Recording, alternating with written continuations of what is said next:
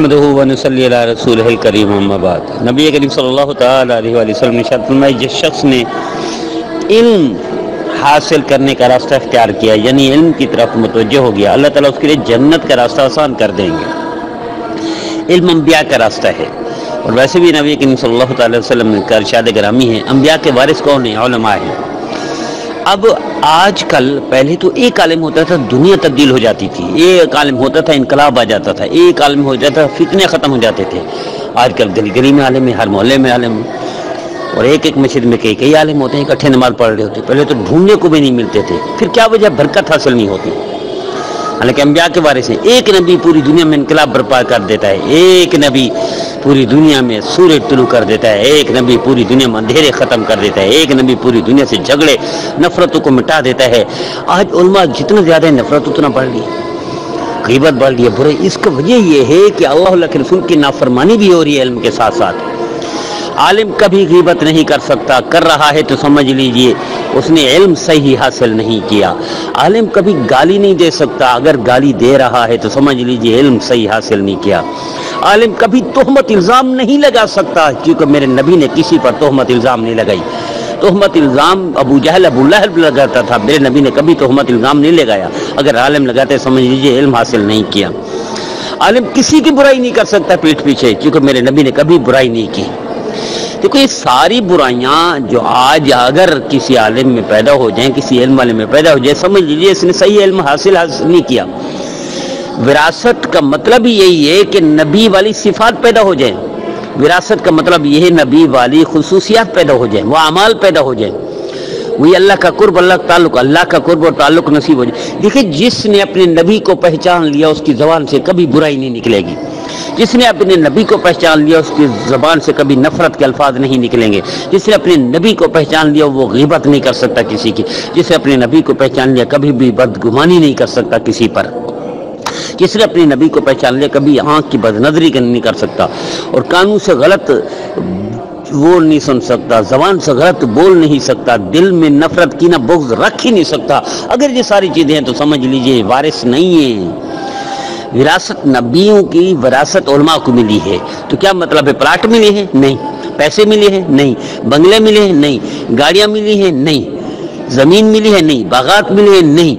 School college ملے؟ نہیں۔ وراثت کا مطلب صفات نبی والی آ جائیں، وراثت کا مطلب خصوصیات نبی والی آ جائیں، وراثت کا مطلب یہ ہے اعمال نبی والے آ جائیں، وراثت کا مطلب یہ ہے کہ فرما برداری آ جائے، نافرمانی سے بچ جائے۔ یہ کیسے عالم ہے کہ تہمت لگائے، الزام لگائے اور پھر بھی عالم ہو، غیبت کرے، برائی کرے پھر بھی عالم ہو، اور دل میں نفرت کینہ رکھے اور اس کا اظہار بھی کرے پھر بھی عالم ہو؟ نہیں نہیں نہیں نہیں، ہم غلط پٹڑی پر چلے گئے، ہم غلط ٹرین پر بیٹھ گئے، ہم غلط شاہراہ کے مسافر بن گئے، اس لیے آج برکت نہیں علماء کی۔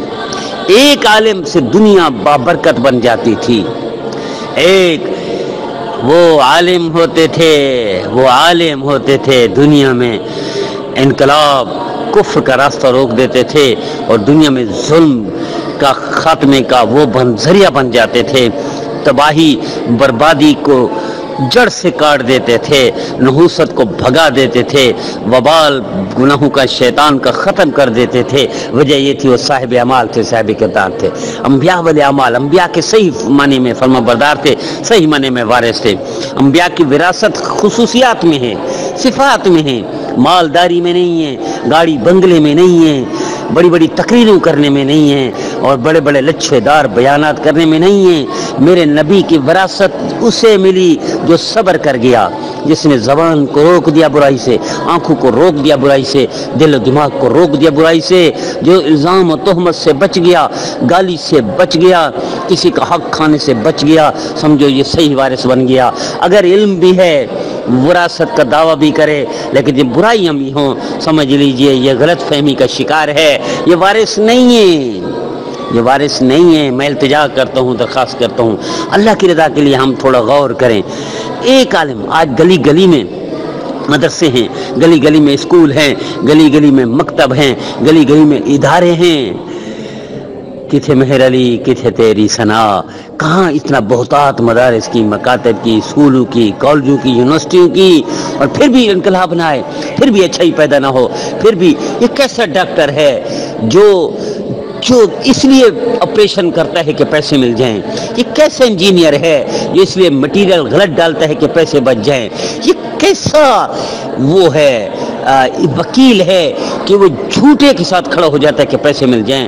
میرے دیدو، ہم اخلاقی طور پر تباہ ہو چکے ہیں، برباد ہو چکے ہیں۔ جب قومیں ختم ہوتی ہیں تو بجلی نہ ہونے سے نہیں ختم ہوتی، وسائل نہ ہونے سے نہیں ختم ہوتی، مہنگائی ہونے سے نہیں ختم ہوتی، پانی نہ ہونے سے نہیں ختم ہوتی۔ میرے عزیزو، قومیں برباد تباہ ہوتی ہیں اخلاق کی زوال سے، اور یہ آپ ہم میں آ چکا ہے۔ آئیے ہم توبہ کر لیں، اللہ کے رسول کی فرما برداری میں آ جائیں، صحیح وارث بن جائیں گے۔ اللہ ہم سب کو نبی کریم صلی اللہ علیہ وسلم کا فرما بردار